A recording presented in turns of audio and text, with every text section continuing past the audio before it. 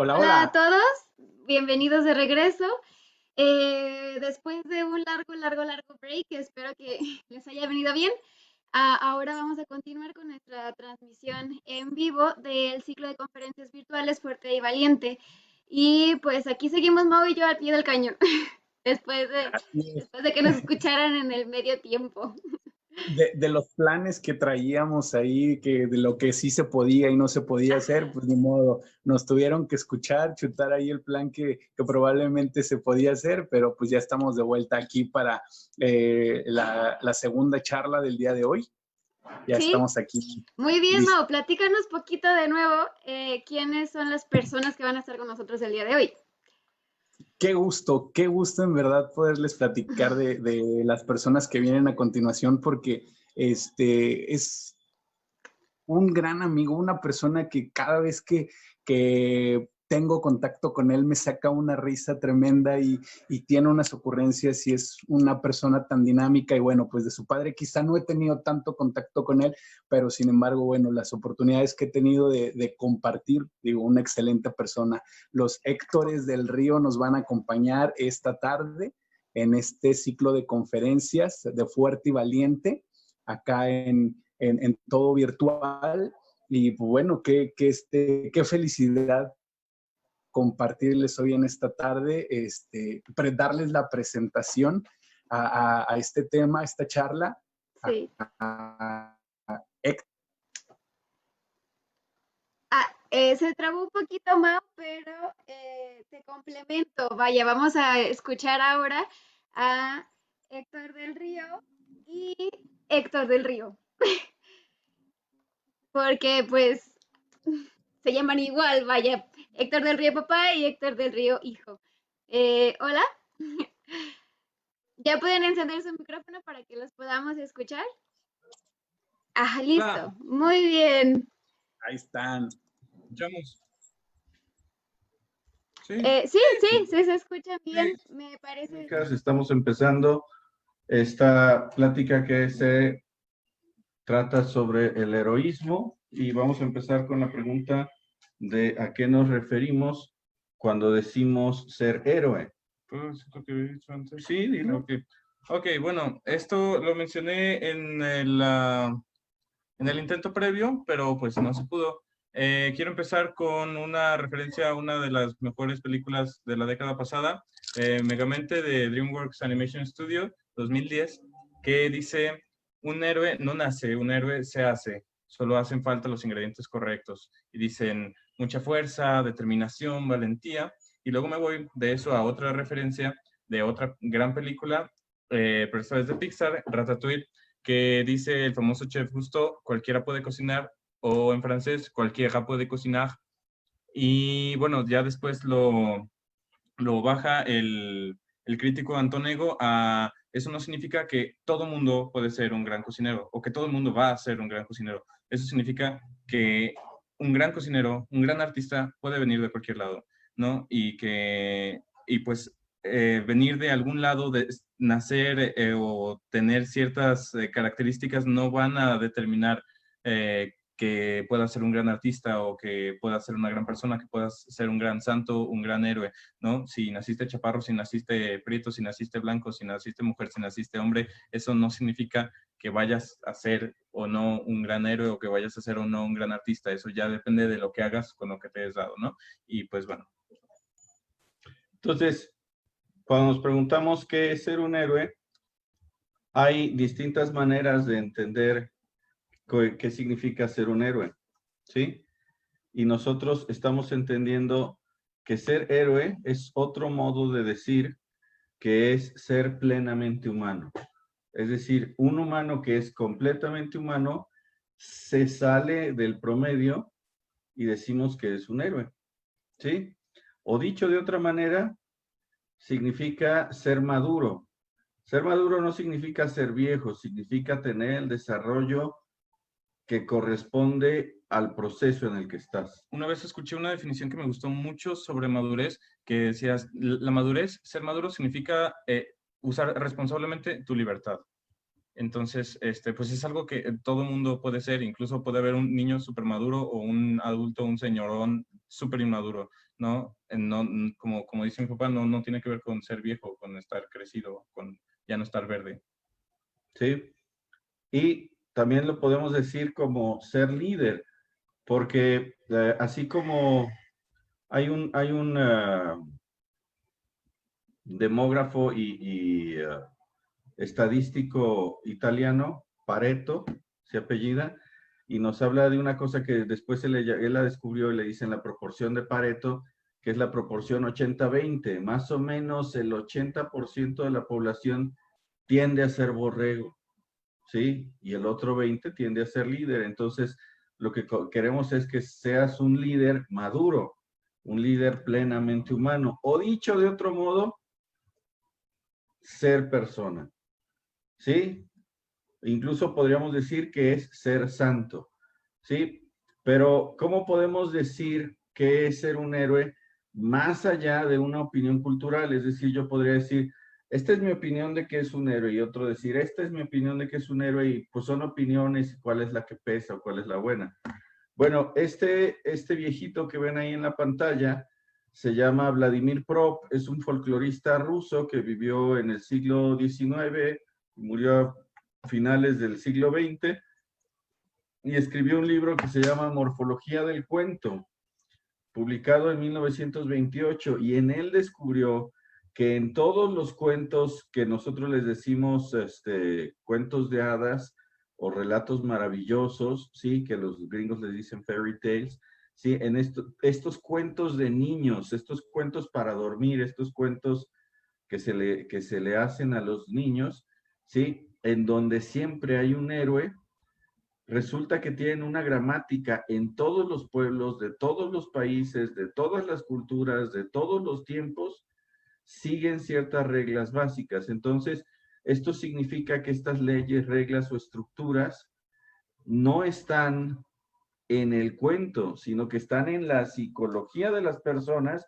y las expresamos a través del cuento, ¿sí? Entonces, él descubre una estructura de la organización de la mente humana sobre cómo el humano reconoce la figura heroica y cómo trata de transmitir sus valores, porque el cuento para niño tiene una función iniciática, es decir, al niño se le va iniciando en el mundo en el que llega y se le va explicando cómo funciona y cómo llegar a ser maduro, cómo convertirse en un líder, cómo convertirse en una persona plena. Y se establecen valores primarios, ¿no? Del ser humano y ya del subconsciente que va a traer ya después encima en su madurez cuando crezca. Bueno. Uh-huh. De hecho, después el trabajo de Vladimir Prop lo toman filósofos como Joseph Campbell o psicólogos como Carl Gustav Jung y se dan cuenta de que lo que descubrió él no tiene que ver con géneros literarios, sino con estructuras mentales y procesos afectivos, ¿sí? Y entonces ellos les queda claro que el relato del héroe, el relato maravilloso, es una metáfora narrativa de cómo el niño que siente que no puede irse desarrollando hasta convertirse en un adulto maduro, en un adulto responsable, ¿sí?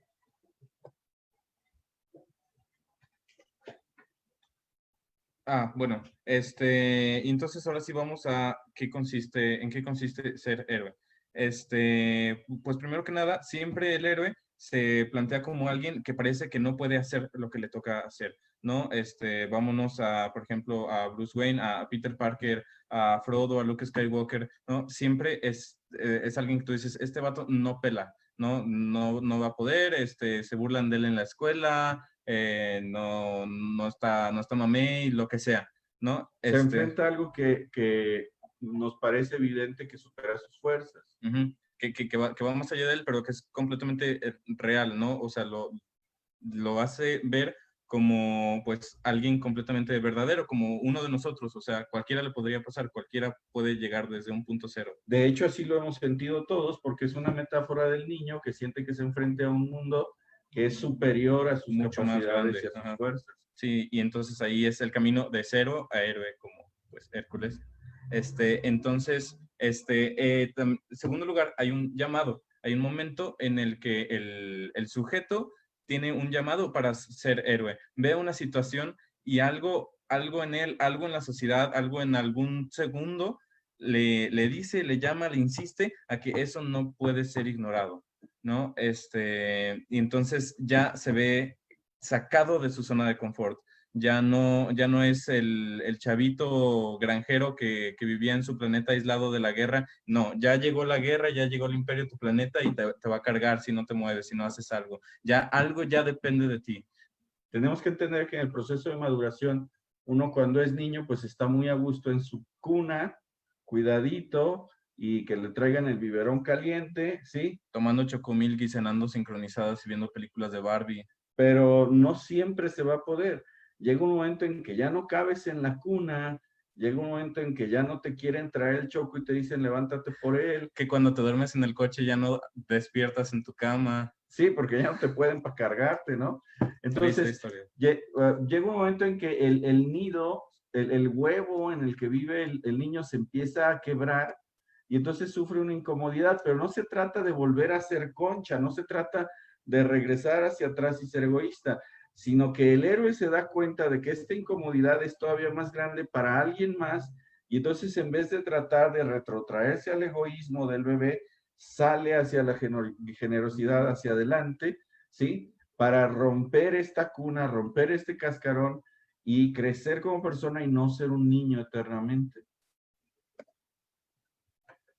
Entonces, ahí es en donde en la tercera etapa se presenta el obstáculo y tiene que ser un obstáculo que parezca que no puede enfrentar el héroe, no tiene que ser algo que supera sus capacidades, porque entonces no es un verdadero obstáculo si es algo que puedes hacer de diario, ¿no? Entonces no va a haber reto y no va a haber posibilidad de crecimiento ni de madurez, y pues así es en la vida diaria, de verdad parece como un videojuego que en cuanto logras dominar algo, aparece algo que no puedes dominar, entonces tienes que aprender una habilidad nueva, tienes que desarrollar más las habilidades que tienes, y así es el reto en el cuento, en el relato maravilloso de Vladimir Prop.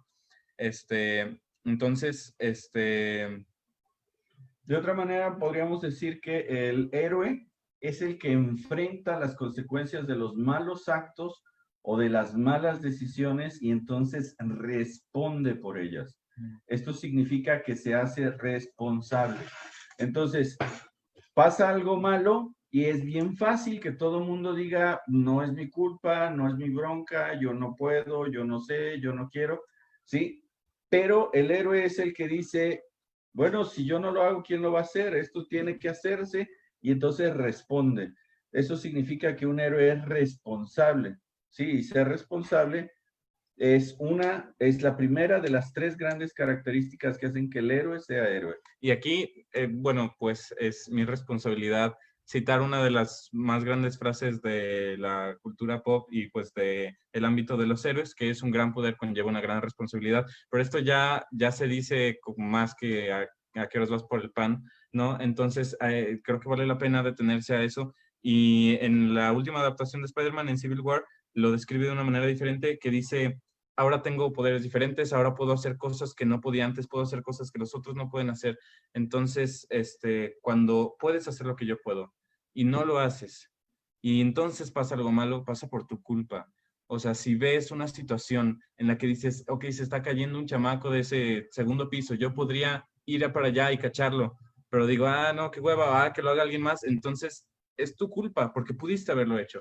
Y el gran poder no tiene que ser un superpoder o un poder superior o diferente a otros. Es el poder de la decisión, ¿sí? El hecho de que tú tengas libertad para decidir te da esta capacidad de respuesta, de manera que la contracara de la libertad no es hacer lo que te da la gana, sino el dar respuesta a las cosas que la realidad te lanza, ¿sí? Entonces uno va siendo verdaderamente libre conforme va respondiendo a las posibilidades que se le presentan.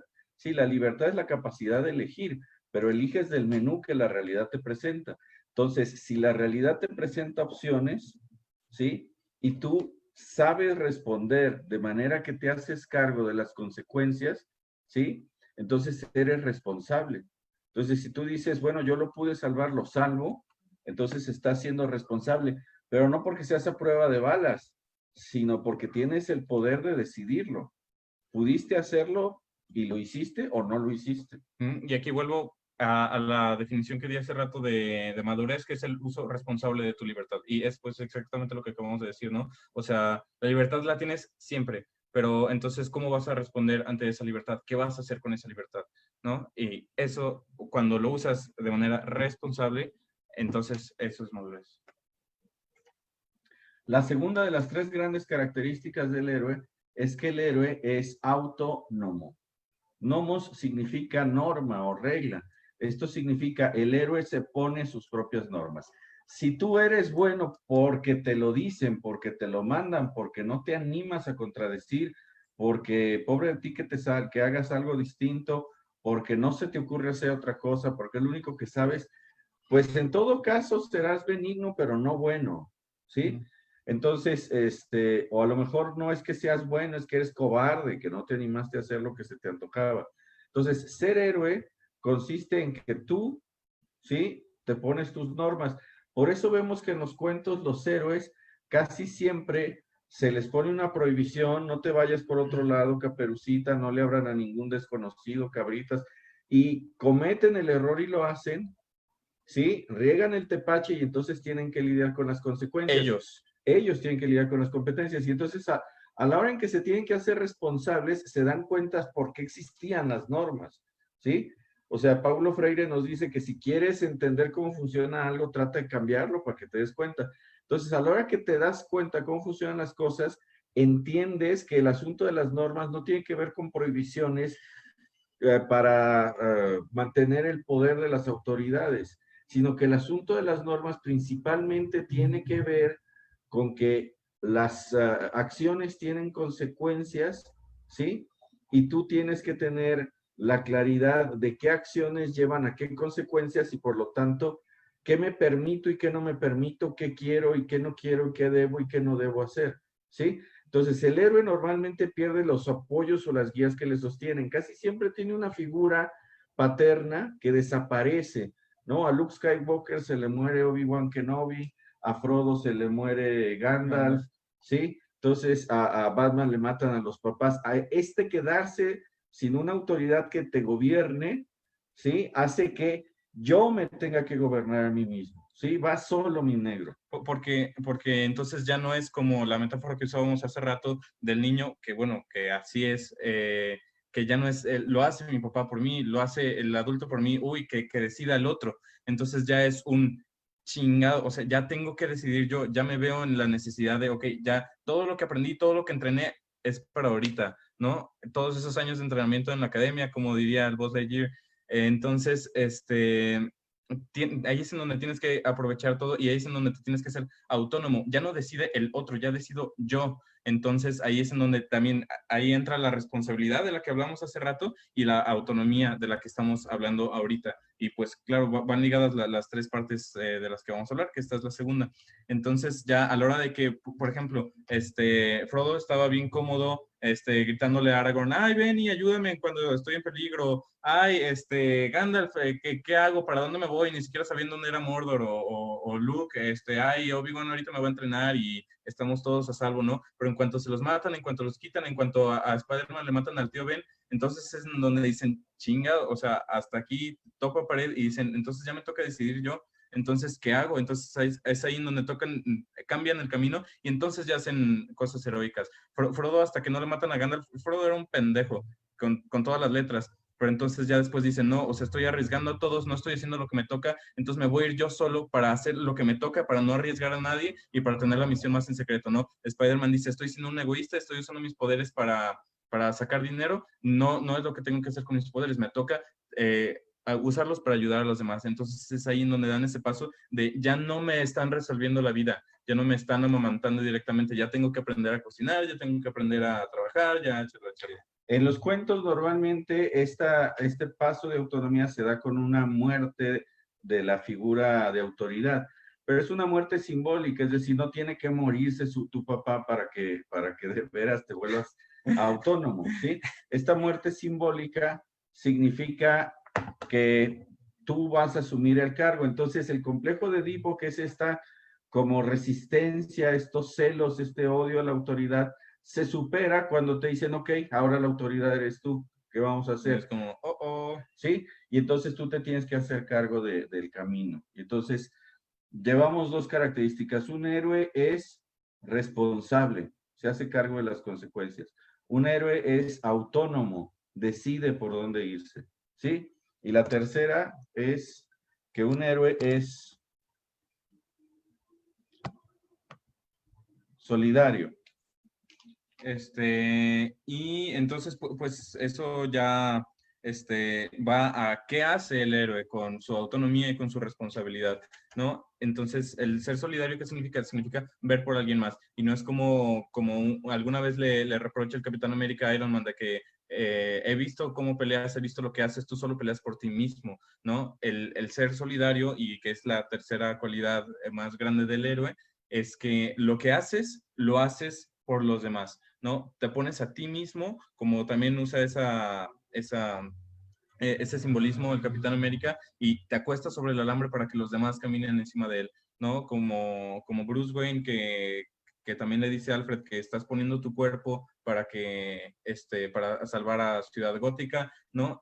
Ven por los demás y usan sus habilidades, usan su responsabilidad, su autonomía, para ver por aquellos que o no pueden o están en una situación en la que están no privados de su libertad, o están en sufrimiento, o están en riesgo, lo que sea. Alguien que es responsable porque se hace cargo de las consecuencias y es autónomo porque se pone las leyes a sí mismo, pero no es solidario, podría ser bien maquiavélico, ¿sí? No sería un héroe. No es héroe hasta que ve por otros, ¿sí? Entonces, en el cuento normalmente el héroe se vuelve héroe porque tiene que salvar a alguien más en peligro. Suele estar representado con el pueblo, el rey enfermo, la princesa o algo que está cautiva, sí, pero es alguien que está en necesidad. El filósofo español José Ortega y Gasset, cuando empezó la modernidad, se dio cuenta de que la juventud empezaba a prolongarse cada vez más, ¿sí? Las exigencias que se tenían para volverse independiente de manera económica eran estudiar cada vez más, tener cada vez más haberes, más saberes, más habilidades, y entonces se empieza a posponer la vida adulta, y entonces él dice... ¿Ahí nacieron los chavorrucos? Ahí nacieron los chavorrucos. Ah, vaya. ¿Sí? Y entonces él se da cuenta de que empieza a haber gente biológicamente adulta, pero afectivamente infantil, que no es madura, ¿sí? No es que hayan nacido allí, pero allí se volvieron un fenómeno visible para él, ¿sí? Y entonces él nos dice, el adulto, que en este caso sería el héroe, el maduro, el líder, es el que se hace cargo de otro. Eso significa que el que es solidario. Y nosotros hemos visto que hay niños que a la muy corta edad ya se hacen responsables por los hermanitos, pues. Entonces ya son adultos. Sí, y hay cuarentones, cincuentones que viven con la mamá jugando videojuegos. Que no se hacen responsables ni de sí mismos. Sí. Entonces, ahí tenemos las tres características del héroe. Un héroe es responsable, un héroe es autónomo y un héroe es solidario, ¿sí? Entonces, frente al mundo exterior, las consecuencias materiales de los actos, porque tenemos que entender esto, los actos siempre tienen consecuencias. El asunto de la moral no es si tienen o no tienen consecuencias los actos. El asunto de la moral es quién paga las consecuencias de los actos, ¿sí? Y entonces ser responsable es que tú vas y pagas las consecuencias de los actos. ¿Por qué? Porque tú puedes. No necesariamente porque tú lo hiciste, ¿sí? Vemos cómo Jesús paga por nuestras culpas. Él responde, ¿sí? Entonces ser responsable tiene que ver con asumir las consecuencias de los actos, con responder a las consecuencias. Ante el mundo interior, ¿sí? La incertidumbre de qué hago, qué toca hacer, qué debería hacer, para dónde me dirijo. El héroe es alguien que sabe qué hacer, es alguien que es autónomo. Y frente al mundo social, no ve a los otros como cosas, no ve a los otros como procesos, como objetos, como escalones para pisar, como decorado que le ambienta la vida. Sí, ve a los otros como otro yo, con una dignidad de persona y por eso comparte las pasiones con ellos, ¿sí? Es decir, es compasivo y puede ser solidario. Sí, y también no es solamente en dónde está la acción de que hay, voy y salvo a la princesa, pero la salvo ¿por qué? ¿No? Si la salvo porque su papá me va a dar un chingo de dinero, entonces no está siendo solidario, ¿no? Entonces eso ya es otra cosa, eso ya no es heroico. O sea, si de verdad lo haces porque es un sentimiento completo de empatía y porque estás viendo por el otro, porque estás diciendo, madres, o sea, está en una situación en la que se le está privando de su libertad, en la que está en un riesgo, en la que está en un dolor, y yo lo puedo sacar de eso, ¿no? Entonces, él que es otra persona podría estar como yo podría estar como él, puedo cambiar eso, lo hago. Bueno, y esto nos lleva a una cosa que a mí me parece muy bonito, que tiene que ver con la vida trinitaria dentro de nosotros, ¿sí? La pericoresis, ¿sí? ¿Por qué? Porque Dios es al mismo tiempo Padre, y el Padre, bueno, los padres nos enseñan a ser responsables. Es un Padre creador del mundo con unas leyes de causa y efecto que son irreversibles y que son inexorables e ineludibles, y el conocer que las cosas tienen consecuencias y entenderlo y asumirlo, eso nos vuelve responsables. Sí, bueno, luego está otra parte de la Trinidad que es el Hijo, ¿no? Que es esta parte de lo solidario, ¿no? De entender al otro. Por eso, pues Jesús baja y Dios baja y se hace como nosotros, para verdaderamente entenderlo a Él y entendernos a nosotros plenamente, ¿no? Viene y sufre como nosotros, vive como nosotros, suda como nosotros, huele como nosotros. Entonces, nos enseña a de verdad ser así, a de verdad amar, a de verdad ver al otro como alguien exactamente igual que yo, con la misma dignidad, ¿no? Que por ejemplo, dicen, ok, los hombres y las mujeres no somos iguales, las diferentes razas no somos iguales, en lo único en lo que somos completamente iguales, todos, solo por ser personas, es en la dignidad. Y eso es algo que se tiene que respetar en cualquier situación. Y eso es algo que enseña Jesús. En eso es pionero absolutamente, históricamente, Jesús. ¿Sí? Y ahora, cuando no sabemos para dónde jalar, ¿sí? Hay una voz interior, la voz de la conciencia, ¿sí? Que nos dice la doctrina social de la iglesia, que la voz de la conciencia es la voz del Espíritu Santo que habla en nosotros, ¿sí? Entonces, el Espíritu Santo nos vivifica y nos ilumina interiormente y con eso nos infunde sus fuerzas, que si sabemos escuchar al Espíritu Santo, ¿sí? Esa voz del Espíritu Santo se convierte en mi conciencia y entonces yo ya sé qué hacer, sé qué es lo correcto, ¿sí? Hay una línea de Al Pacino en la película esta de Perfume de Mujer y dice, yo soy bien mala persona, pero no porque no sepa qué es lo correcto, siempre que hice una tarugada, sabía que era lo correcto, pero no le hacía caso, ¿sí? Y este muchacho al que ustedes quieren fregarse, se lo quieren fregar porque él sí le hizo caso a su conciencia y siempre hizo lo correcto, ¿sí? Entonces, nosotros no nos podemos hacer tontos, tenemos la vocecita de la conciencia adentro que nos dice qué es lo que hay que hacer. Y hablando de lo que estamos hablando, es muy curioso que este relato maravilloso del héroe, ¿no? De la estructura de qué se necesita para ser un héroe, lo que mencionaba al principio mi papá, de que no es como que alguien lo haya escrito y lo haya establecido y entonces luego lo siguieron todas las historias, fue al revés, ¿no? Todas las historias lo siguieron, todas las culturas lo siguieron, todas las culturas dijeron, esta es una persona que es buena, esta es una persona que es un modelo a seguir, y entonces ya después hizo la estructura Vladimir. Y entonces, la descubrió más bien. Ajá, sí, la dibujó, la publicó, dijo, ay, así es, ¿no? Y entonces, ¿cómo es que teníamos todo? Bueno, tenía toda la sociedad, todas las personas tenemos eso dentro. Todo mundo sabe lo que está bien y lo que está mal, ¿no? Dice la palabra que tenemos la ley del Señor escrita en nuestro corazón. Entonces, siempre va a haber algo que te va a decir, ah, eso está mal, va a haber algo que te va a decir, oh, piénsatela 2 veces, va a haber algo que te va a decir, acciona ya, necesitan tu ayuda, te estás haciendo pendejo, siempre, pero ya es cosa tuya qué tanto ejercitas el callo de no hacerle caso o qué tanto ejercitas el músculo de sí hacerlo.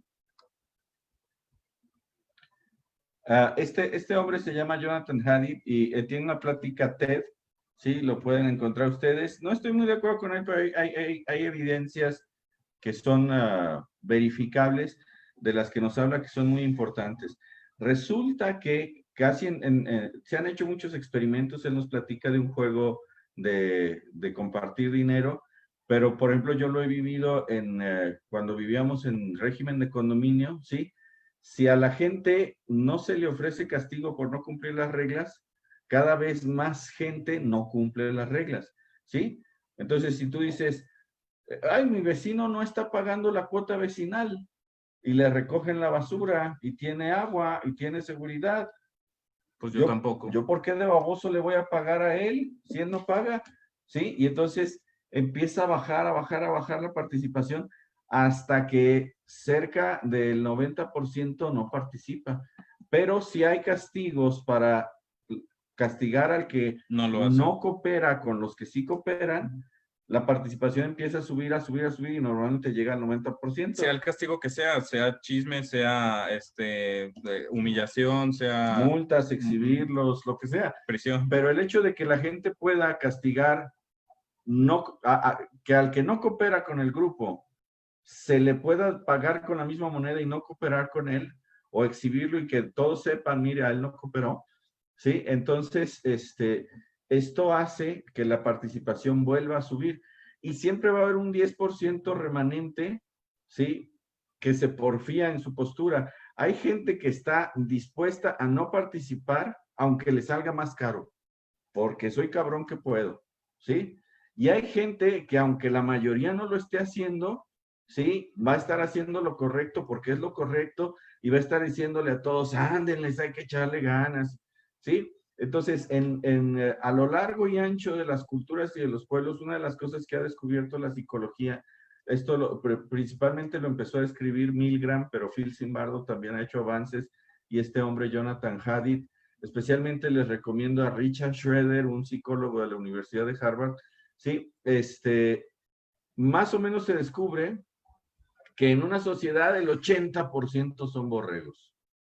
Y el otro 20% hay 10% que tienden a ser buenos y hay 10% que tienden a ser malos. De ese 10%, el 10% son extremadamente, son extremos. El 10% de los buenos, ¿sí? Tiene un 1% del total, que son los que son buenos aunque los mates. Y a esos les decimos héroes, ¿sí? Y el 10% de los malos son malos que son malos aunque los mates. Y a esos les decimos psicópatas. El 1% de la población, en promedio, pues, el 1% de cualquier población humana dada tienden a ser psicópatas, ¿sí? Y el 1% de cualquier población dada tienden a ser héroes. La cosa aquí está en que no estamos hablando de enfermedades mentales, estamos hablando de una disposición de la voluntad, algo que tiene que ver con la responsabilidad, la solidaridad o la autonomía. Es decir, el villano y el héroe, así como decía Gusteau en Ratatouille, ¿sí? Puede ser cualquiera, ¿sí? La cosa es dónde queremos estar. Y hay, especialmente Milgram hizo unos experimentos. Él era un judío alemán y se preguntó, ¿cómo es posible que la mayoría de los alemanes haya seguido a Hitler? ¿Sí? Su familia se mudó, huyó a Estados Unidos, vivían allá en Nueva York, y él dice, eso podría volver a pasar aquí. La gente podría volver a destruir a los extraños de manera cruel, nomás porque la autoridad le dice. Y entonces se puso a hacer experimentos a ver si funcionaba, y resulta que en sus experimentos gente común, gente corriente, gente agarrada de manera completamente aleatoria, en algunos experimentos, el experimento consistía en irle dando toques a una persona, subiendo de poquito en poquito cada vez más fuertes los toques, con el pretexto de era un experimento en el que entraba uno de voluntario y se le pagaba, y era un estudio disque sobre la memoria, ¿sí? Entonces se le daba una lista a recordar a alguien, y si la recordaba bien, ¿sí? Se pasaba una lista distinta, y si fallaba se le daba un toquecito en una máquina. Pero cada vez iba aumentando más, o sea, entre más se equivocaba, era tantito más el voltaje que le daban. Entonces ahí tenían un tablero en el que se iba, te iba diciendo, primero le vas a mandar 10 voltios. 10 voltios, y 10 voltios no los va a sentir, no va a pasar sientes, nada. ¿sí? ¿No? Entonces, ese es uno de los secretos, que empiezas con poquito.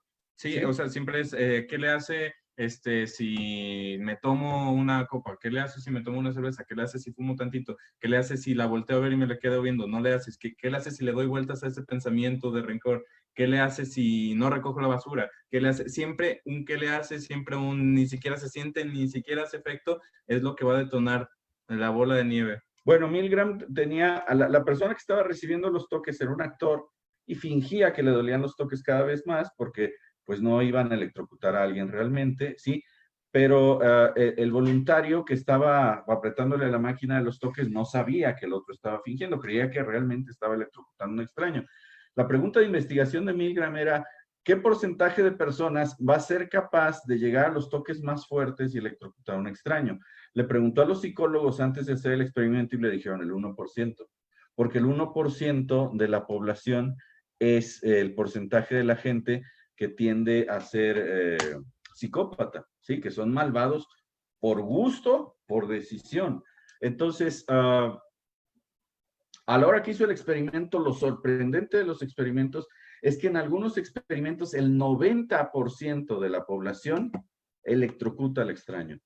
Y entonces fue pasmoso para la comunidad científica, especialmente para los psicólogos y los sociólogos, encontrar esto, que hasta el 90% estaba dispuesto a electrocutar al extraño. Pero en otras series de experimentos, el 90% no electrocuta al extraño. Y entonces tú dices, bueno, entonces... ¿Funciona el experimento? ¿Funciona el experimento? ¿O la mayoría de la gente es buena o es mala? ¿O nos agarramos a puros locos? O en el pueblito en donde hicimos esta vez el experimento es gente bien malvada y en este otro es gente bien buena. No, resulta que con los estudios que se hacen, el determinante en la diferencia es el ejemplo anterior. Si los voluntarios que estaban esperando para hacer el ejercicio veían que el que había hecho el ejercicio antes que ellos electrocutaba al extraño, ellos también lo hacían. Si los que estaban esperando para que les tocara ser voluntarios veían que la persona anterior se negaba a electrocutar a un extraño, decían, no, yo no hago esto, yo soy decente. Dicen, no, yo tampoco. Ellos también se negaban, ¿sí? Es decir, el 80% de la población, ¿sí? Volviendo a la gráfica que estábamos viendo, el 80% de la población es borrego. ¿Y cuál es la diferencia de si el 90% es bueno o el 90% es malo? Depende de si los líderes son la minoría mala, los que están ahí en morado, o la minoría buena, los que están en rojo, ¿sí? Entonces, si se le pone el ejemplo, la mayoría quiere ser buena, la mayoría prefiere ser buena, ¿sí? La mayoría quiere creer que es buena, pero la mayoría no va a hacer lo que quiere, la mayoría va a hacer lo que ve, ¿sí? Entonces, nosotros estamos llamados a ser héroes, no nada más para cumplir con nuestra función, sino porque el héroe es levadura en la sociedad. Si el héroe pone el ejemplo, la mayoría actúa bien, ¿sí? Me acuerdo que teníamos un maestro ateo en la universidad, ¿sí? Que pensaba todo en términos marxistas de producción, ¿no? Y entonces tengo un amigo, Víctor Aparicio, que se metió de monje, ¿sí? Ahorita es monje, pero entonces estábamos estudiando juntos, ¿sí? Y entonces le dijo, el ateo le dijo al monje, le dice, a ver, la sociedad, ¿para qué quiere santos? Un santo que produce. Y Víctor le contestó, conciencia y ejemplo, ¿sí? Y luego Víctor le contesta de regreso, ¿cuánto cree que cuesta? Sí, bueno, es que es invaluable, la conciencia y el ejemplo son invaluables, ¿sí? Y entonces es muy importante esto porque nosotros tendemos a ser como changos, imitar lo que otros hacen, ¿sí? Entonces...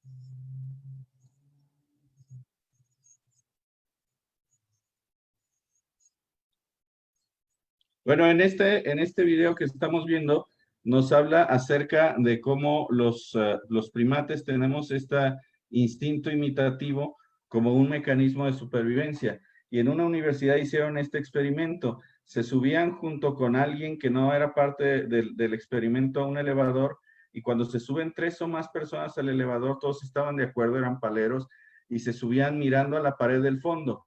Y la persona que no formaba parte del experimento, sin que nadie le dijera nada, inmediatamente giraba para ponerse conforme al resto del grupo.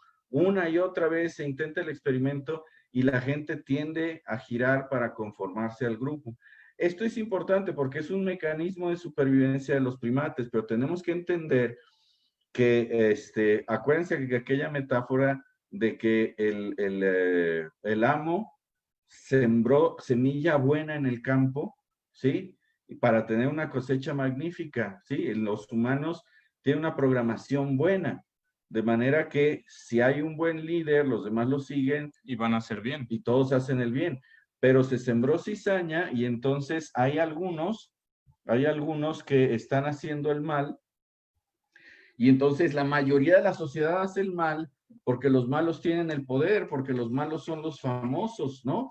Los famosos tienden a ser o muy ricos, o muy egoístas, o muy indecentes, y entonces la mayoría de la sociedad es malvada, ¿sí? Entonces necesitamos héroes y necesitamos buenos ejemplos y necesitamos ambientes en donde se fomente, se aliente y se ejemplifique el heroísmo, ¿sí?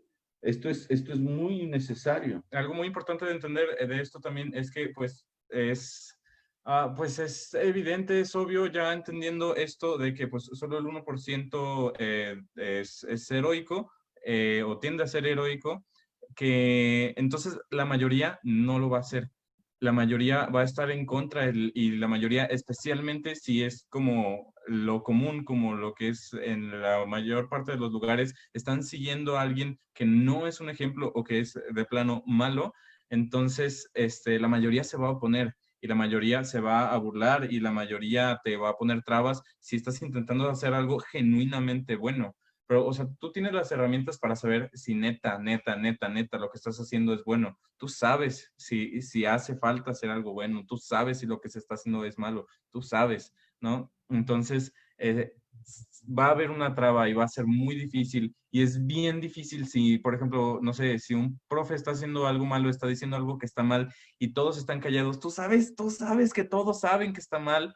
Es bien difícil agarrarse y pararse y decir, no es cierto, profe, lo que está diciendo está mal, o reclamarle a alguien, o pararse enfrente de quien sea, y levantarse y alzar la voz y Y hacer el decirle, bien. esto no es correcto, respete. Mm. Sí, entonces, pero si lo haces, la mayoría se va a animar, ¿sí? Entonces, cualquiera puede ser ese héroe, y estamos llamándote a ti porque tú puedes ser ese cualquiera, y ese cualquiera es el que hace la diferencia, es el que inclina la balanza, el que hace que la mayoría gane, ¿sí? Mm.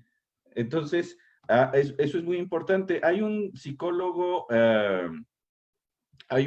norteamericano del Bronx, Phil Zimbardo. Phil Zimbardo es famoso por el experimento de Stanford, aquel famoso experimento en donde metió a muchachos en voluntarios de estudiantes de universidad, los metió en un experimento en donde les sorteó a unos van a ser prisioneros y otros van a ser guardias, y al cabo de unos cuantos días los guardias estaban abusando de su poder y tratando de manera inhumana a los prisioneros, ¿sí? Y entonces Phil Zimbardo se pregunta, ¿qué es lo que hace que la gente buena actúe mal? ¿Sí? Y entonces él se da cuenta de que hay 3 elementos que los malos ponen en el ambiente y ponen en el ejemplo, que hacen que la mayoría se vaya al desbarrancadero, ¿sí?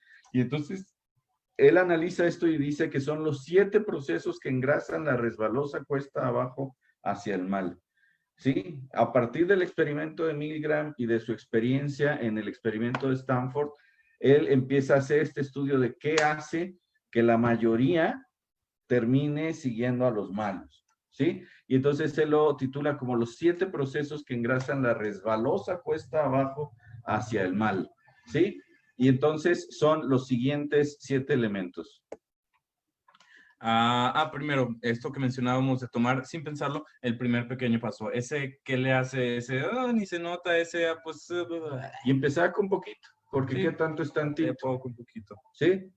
Como, bueno, mejor Ajá. seguimos. El segundo, la tolerancia pasiva al mal a través de la inactividad o la indiferencia. O sea, veo que alguien está haciendo mal, percibo que estoy haciendo el mal y digo, pues, ¿qué le hace? Pues es su vida, que haga de su cola un papalote, ¿no? Y entonces me acostumbro a ver el mal, me acostumbro a hacer el mal, y me voy ejercitando ese callo de no escuchar a mi conciencia y decir, no es cierto, esto está bien, ¿qué le hace? Los malos ganan más que por lo que hacen los malos, por lo que dejan de ser los buenos. Difusión de la responsabilidad personal. Esto significa que tú diluyes o minimizas tu propia responsabilidad, ¿sí? Te haces como que, bueno, pues es que no es mi asunto, ¿no? Ese Vas no es pasando asunto por la mío. calle y están robando a alguien y dices, yo no soy policía. Vas pasando por la calle y se está quemando una casa, yo no soy bombero, ¿sí? Como Spider-Man cuando pierde sus poderes en la 2 y ve que están robando a alguien y dice, pero ya no soy Spider-Man, so no me importa, no me interesa, ¿no? ¿Sí? Entonces, cuando tú puedes responder y no respondes, estás haciendo una difusión, ¿sí? Estás como diluyendo tu responsabilidad personal, ¿sí? Deshumanización de los otros. Cuando le está pasando algo a alguien del otro lado del mundo o a alguien que no conoces, ves una foto así de alguien que lo están torturando, de una señora que su marido la torturó, que sabe qué, y pero a mí qué me importa, ni siquiera la conozco, no, ni siquiera la ves como una persona, no ves a los demás como personas de verdad. No tratar a los otros como personas, no convivir con ellos, no haber experimentado lo que ellos experimentan y dejarlos de ser humanos enmascarándolos. Enmascarándolos ya sea literalmente disfrazándolos o alejándote físicamente de ellos. Es decir, es por ejemplo más fácil matar 1000 personas con un software a través de un dron, ¿sí? Que ir a darles directamente en la cabeza en persona, ¿sí? Pero nosotros deshumanizamos a los otros incluso con etiquetas y prejuicios que los hacen distintos, diferentes a nosotros. Como, ay, qué divertido patear otakus, así, solo porque es otaku, solo porque allá el gremio ese raro de cochinos que no se bañan, ¿no? Entonces ya está bien maltratarlos. Sí, entonces me caen mal los fifí, me caen mal los perfumados, me caen mal los buchones. Me caen mal, sí. Este es un mecanismo de deshumanización del otro. Y otro es la desindividualización de uno mismo o el anonimato. La clásica, lo que pasa en Las Vegas se queda en Las Vegas. Sí, aquí nadie me conoce, aquí China libre. Sí, vienen los extranjeros a su, ¿cómo le dicen? ¿Windbreak? ¿O cómo? Spring break. Sí, entonces, así como, pues aquí nadie me conoce, aquí me suelto el chongo, ¿no? Ese es un fenómeno, pero gravísimo y súper importante en redes sociales que pasa muchísimo, que alguien que es tímido, que es introvertido o que simplemente piensa muchas cosas, pero pues no tiene los huevos para hacer el mal, pero en redes sociales, como nadie lo está viendo, como no está teniendo que tomar responsabilidad inmediata, como es anónimo, entonces es un culero, es un hijo de la chingada, insulta, hace ciberbullying, ve pinches cosas horribles en internet, ¿no? Entonces, simplemente porque nadie me está viendo, porque no siento la culpa inmediatamente, porque tengo esta máscara como un villano del... Phil Zimbardo nos platica de experimentos que se han hecho con soldados en distintos tipos de organizaciones militares, desde unas bien primitivas, tribales, hasta organizaciones militares ya de alta tecnología, y en la medida en la que los soldados usan cascos que no dejan ver su cara o usan máscaras de guerra, en la medida en que tú ocultas tu identidad, que te desindividualizas, Te animas a hacer te cosas vuelves más. más crueles. Se multiplica entre 7 y 70 la crueldad de los soldados, mientras más despersonalizado es su aspecto. O sea, es increíble. Entonces, por ejemplo, si los soldados, ¿sí?, llevaran un gafet con su nombre, ¿sí?, Su dirección, no, su pues, apodo. sí, no, o sea, no se animarían a hacer trastadas porque sabes que los van a hallar, ¿no? Entonces, esta desindividualización de uno mismo equivale a la deshumanización del otro, pero en Ahora el el otro otro soy yo. extremo, en el otro extremo, pues son los dos lados de esta moneda, ¿sí? Que tiene que ver con ver al otro como humano, o sea, sentirme yo humano y sentir al otro humano. Entonces, si le quito la humanidad a uno de los dos lados, se desajusta toda la capacidad de la respuesta a la dignidad humana. Ciega obediencia a la autoridad, eso también es parte, pues es el opuesto, incluso si están prestando atención a los colores, es el opuesto a la autonomía. Entonces, en vez de yo hacerme responsable de lo que hago, digo, ese cabrón me dijo que lo matara y es su responsabilidad porque él me dijo, entonces yo voy y lo mato, entonces yo voy y hago algo malo. Entonces, como ellos me están invitando drogas, como ellos me están diciendo que haga esto, es que ellos me dijeron, yo no sabía, es culpa de ellos. Ciega obediencia a la autoridad. O sea, yo no me hago cargo, yo no me hago responsable, no soy autónomo de mis decisiones. El otro decide por mí y entonces lo que yo hago no está mal porque yo no lo hice, la culpa es del otro. Cuando juzgaron a los nazis en Nuremberg, sí, la filósofa alemana muy lúcida y judía, ella, Hannah Arendt, escribió un libro que se llama La banalidad del mal, ¿sí? Entonces, la gente hablaba como si fuera buena y como que no tenía ninguna culpa, ¿sí? Porque le decían, oye, usted mató a tantos miles, ¿sí? Y dicen, es que era mi cargo y yo estaba obedeciendo órdenes. Sí, ¿por qué creen que el sistema militar funciona así? De que tú eres soldado y te callas, pues para que pierdan esa autonomía y obedezcan a la autoridad y estén dispuestos a hacer cosas terribles sin remordimiento porque el otro se los ordenó. Pero es que tú no eres un instrumento, tú eres una persona, ¿sí? Y el otro que estás matando también. También. Con la ¿sí? misma dignidad. Entonces, y la otra es la conformidad crítica con las normas grupales, que esto también es muy peligroso, el borreguismo, ¿no? Entonces, todos empiezan a contar que fuman, pues ahí vas a fumar. Todos empiezan a contar que se acuestan los unos con los otros y que son promiscuos, pues ahí vas tú, ¿no? Entonces, el que la gente haga carrilla, el que la gente use el lenguaje de manera que insulta o indigna a las personas, lo que sea, ¿sí? Tiene que ver con que, pues si todos le hacen, pues yo también le hago, ¿no?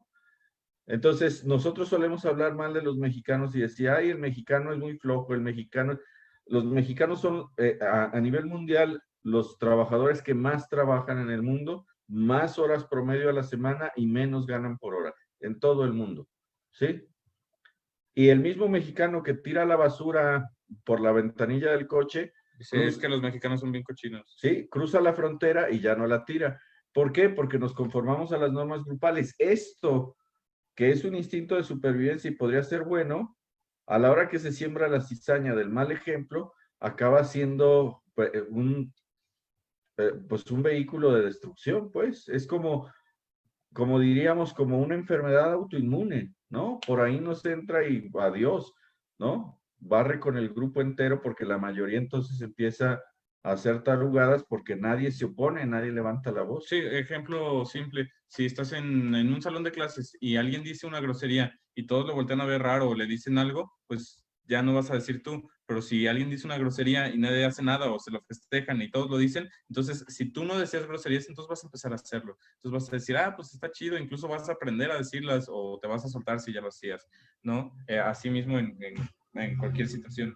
Sí, o sea, principalmente el asunto tiene que ver con no usarlas de manera que deshumanicen a otros, ¿sí? O te desindividualicen a ti, ¿no? Ahí es donde está el mal, en estos 7 procesos que engrasan la resbalosa cuesta abajo hacia el mal. Y aquí, como decía Thor, si se han puesto atención en los colores, ¿sí? Ahí tenemos el remedio, la vitamina, la La vacuna, medicina. ¿sí? Entonces, ¿cómo combatir estos 7 procesos? Bueno, esos 3, ¿de qué son el opuesto? Estos 3 que están mal, ¿qué es lo que sí está bien? Estos se combaten con responsabilidad, siendo responsables. Los seres son gente normal cuyas acciones sociales son extraordinarias, que actúan cuando los otros son pasivos. O sea, veo algo que puedo hacer y lo hago. Porque si lo puedo hacer y decido no hacerlo, entonces ya es mi responsabilidad, entonces ya es mi culpa. Porque ¿Sí? tengo el poder de hacerlo. El héroe es el que actúa en donde todos los demás no actúan, ¿sí? El que responde. Eso significa ser responsable. Vemos estas otras 2 procesos que engrasan la resbalosa cuesta abajo hacia el mal. Sí, son malos, tienes que hacerlos. ¿Cómo se combaten? Solo es ese héroe quien renuncia al egocentrismo y opta por el sociocentrismo, o sea, ser solidario. O sea, no veo por mí, no lucho por mis propios intereses, no lucho por mis propios valores, sino por los del otro. Me acuesto encima del alambre para que todos los demás pasen. Y la tercera, cómo combatir estos últimos 2 procesos.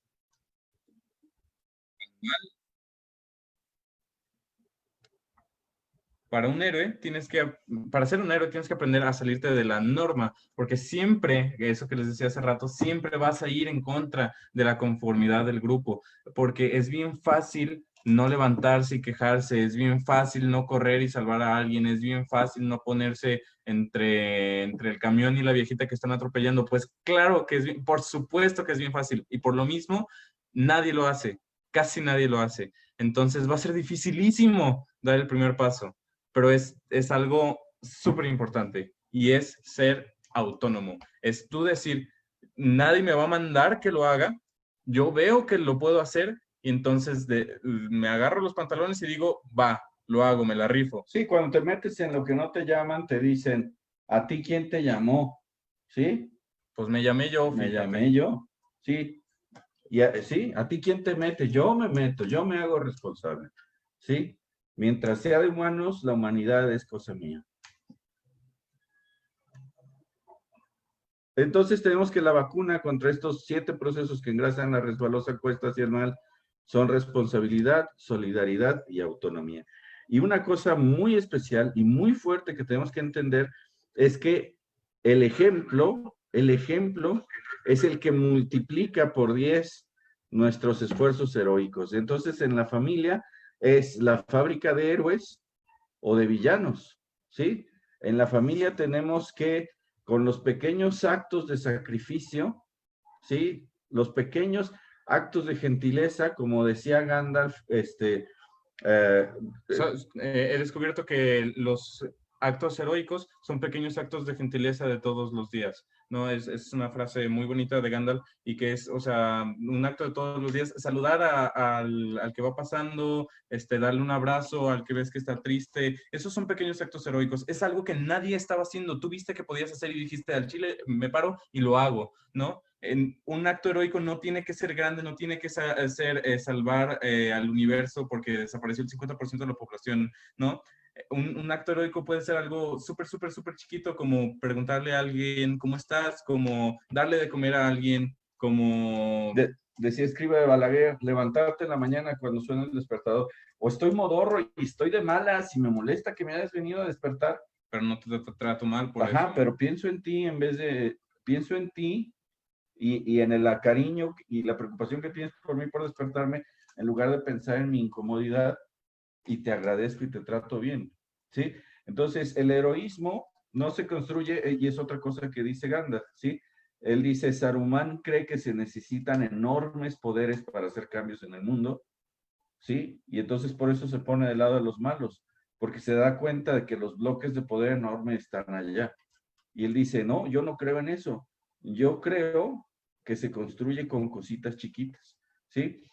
Cuando los humanos quisieron construir cosas enormes a partir de bloques enormes, en la Claro. prehistoria, ¿sí? Las edificaciones más grandes son muy chiquitas. Sí, Como vemos, Stonehenge. sí, los Sí. dólmenes y los Piedras menhires acomodadas. son unas piedrototas monstruosas que tú dices, híjole, se necesitan montones de fuertotes para mover esta piedra, ¿sí? Y el secreto del edificio gigante es la piedra chiquita, ¿sí? Cuando se inventó el ladrillo, se inventó la torre. Entonces, ese es el asunto, que el bien viene en paquetitos chiquitos, en piecitas de Lego. Y así como las piezas de Lego duele un montón pisarlas, a veces esa cosita chiquita que puedes hacer de bien no necesita poderes extraordinarios, pero necesita una responsabilidad extraordinaria, una autonomía extraordinaria y una solidaridad extraordinaria. Y entonces levantar la voz y decirle al jefe de la fábrica, al chofer del camión, al profesor, ¿sí? Oiga, no tiene usted derecho de humillar a alguien, no, te van a agarrar a carrilla, te va a dar miedo, pero como nos decía Augusto, ¿sí? El valiente no es el que no tiene miedo, ese es un temerario, un loco, un idiota, ¿sí? El héroe es el que teniendo miedo lo hace. ¿Por qué? Porque sabe que es lo correcto, porque hay que hacerlo, porque no hay de otra. Así es. Bueno, ya nos estamos excediendo del tiempo, pero pues es que esto es algo muy importante de entender. Pues esperamos que esto en realidad les haya servido, que en realidad lo piensen, que si les interesó lo compartan, porque esto se va a poder ver cuando sea. Y que si ven alguna situación que de verdad pueden cambiar, tan pequeña como sea, de verdad se paren y se levanten y hagan lo necesario. O sea, no es fácil decirle a un amigo que se está equivocando, pero porque lo amas, no temes en lastimarlo tantito. Y te van a correr de muchos incomodarlo trabajos, tantito. porque a mí me han corrido de muchos Te van a lados. sacar de muchas clases también, ¿no? Pero pues es necesario, es algo que se necesita hacer y a veces va a ser premiante, a veces te van a reconocer y te van a decir, oye, qué bueno que lo hiciste, y a veces no. La mayoría de las veces. Porque la mayoría no es así. Pero no lo haces por la recompensa. Exacto. Y entonces, pues hagamos que la mayoría lo sea. Y miren, desde chiquitos hay que promover la imaginación heroica en la familia y el ejemplo del heroísmo. Así es que bueno. Y pensar que los grandes poderes del héroe, ¿sí? No son como en la película de Ben Affleck, tener mucho dinero, ser millonario, ¿sí? O como la del hombre araña que te muerde una araña, ¿cómo se dice? Radioactiva. Sí, los tres grandes poderes del héroe son autonomía, responsabilidad y solidaridad. Y todos los tienen.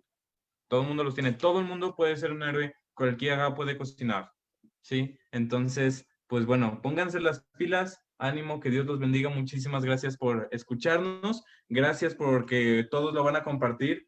Y pues ánimo, que Dios los bendiga. Sean héroes, sean buenos, sean santos. Y no sé cómo. No sé si hay preguntas. Siempre he dicho que un amigo es aquel que te dice cuando la estás regando. Muy bien, muy bien. Erlinda Guzmán. Muchísimas gracias a todos los que nos estuvieron viendo, que nos estuvieron escuchando. Y pues yo creo que ya vamos a terminar. Es todo. Sí. Sí. A ver, pues ponle a terminar. Tan, taran, taran, tan, tan. Es que quería cerrar con esta. Ah, ok. Ahí va. Ahí está. Para que vean. Clic. No, hombre. Háganlo realidad. Hagan que lo que les enseñamos se convierta en una realidad. ¿Sabes? Pues nos vemos. Sean heroicos y recuerden que un gran poder conlleva una gran responsabilidad. Autonomía y solidaridad. Ah, sí. Una gran responsabilidad, una gran autonomía y una gran solidaridad. Es algo. Y saberle a Zoom.